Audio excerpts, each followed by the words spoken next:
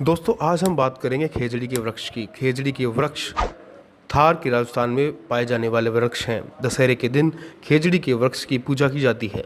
इस वृक्ष का उल्लेख रामायण काल और महाभारत काल में भी मिलता है। खेजड़ी वृक्ष और इसके विभिन्न महत्व क्या हैं, ये हम आपको बताएंगे। खेजड़ी के वृक्ष की लकड़ी यज्ञ की संविदा के लिए पवित्र मानी जाती है। खेजड़ी का वृक्ष एकमात्र ऐसा वृक्ष है जो जेठ के महीने में भी हरा रहता है। राजस्थान के विशाल मरुस्थल में जब गर्मी में जानवरों के लिए धूप से बचने का कोई सहारा नहीं होता, तब यह पेड़ छाया देता है। राजस्थान में कई कई कोस तक राहगीर को आश्रय नहीं मिलता, ऐसे में उसे छांव देती है खेजड़ी।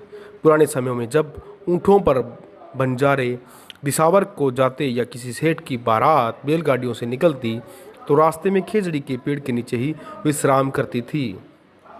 राजस्थान के अलावा खेजड़ी के पेड़ अफगानिस्तान, ईरान, पाकिस्तान के बलूच और सिंध इलाकों में भी मिलते हैं। खेजड़ी वृक्ष को औषधीय उपयोग की में इसकी छाल को खांसी, अस्थमा, बलगम एवं अन्य आयुर्वेदिक दवाइयों में इस्तेमाल किया जाता है। इसकी उम्र सैकड़ों वर्ष तक आंकी गई है।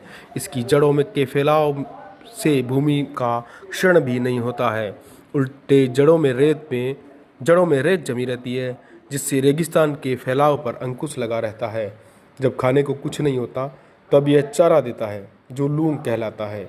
इसका फूल मींझर कहलाता है। इसका फल सांगरी कहलाता है, जिसकी सब्जी भी बनाई जाती है। यह फल सूखने पर खोखा कहलाता है, जो सूखा मेवा होता है। इसकी लकड़ी मजबूत होती है। कहा जाता है सैकड़ों वर्ष पहले अकाल, जिसको छपनिया अकाल भी कहते हैं, उस समय रेगिस्तान के लोग इस पेड़ के तने के छिलके खाकर जिंदा रहते थे।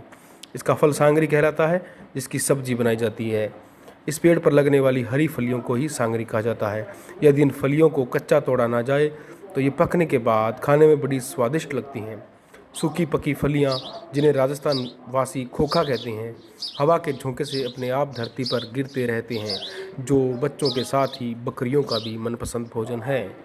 खेजड़ी के पेड़ पर लगी इन फलियां रूपी सांगरियों को कच्चा तोड़कर उबाल कर सुखा लिया जाता है।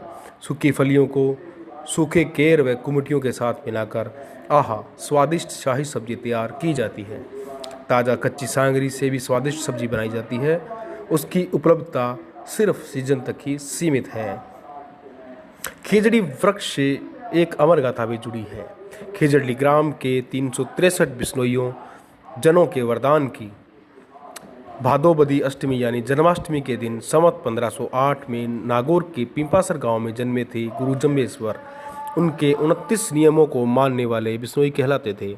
जाम्भोजी ने अपने जीवन काल में अकाल देखा था, भूख और प्यास से बिलखते बेइज्जत लोगों को देखा था। उन्होंने कहा था, जीव दया पालनी रूख ले लो नहीं छावे, अर्थात वन्य जीवों को मत मारो और हरा वृक्ष मत काटो। जाम्भोजी के नियमों से संस्कारित मारवाड़ अंचल में खेजड़ी ग्राम और आसपास के ग्रामीण क्षत्रिय पुरुषों ने संवत 1787 में खेजड़ी को कटने व बचाने के लिए अपना बलिदान दिया था।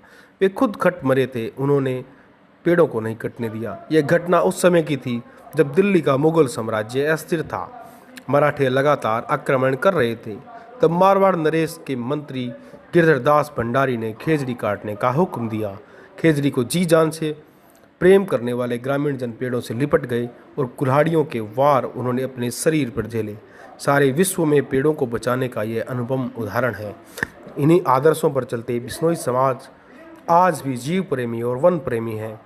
खेजड़ी वृक्ष हर स्थिति में मनुष्य के लिए उपयोगी रहता है। राज्य सरकार ने सन 1982 में राष्ट्रीय वृक्ष घोषित कर दिया था, लेकिन इसको बचाने के लिए कोई विशेष अभियान नहीं चला। इसके चलते आज खेजड़ी के वृक्ष आधे रह गए हैं। कहा जाता है मरुस्थल में आदमी की आंखें पेड़, जिसे स्थानीय भाषा में दरख्त भी कहते हैं, देखने के लिए तरस जाती है। उस रेगिस्तान में तब लू और प्रचंड तापमान में खेजड़ी अपना सीना ताने खड़ी रहती है।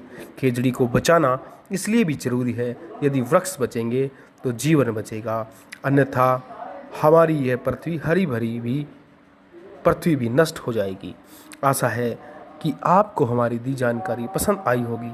इस तरह की नई जानकारियाँ और कुछ अलग देखने के लिए हमारे चैनल को सब्सक्राइब अवश्य करें। हंसते रहिए, मुस्कुराते रहिए, जुड़े रहिए हमारे साथ। नमस्कार।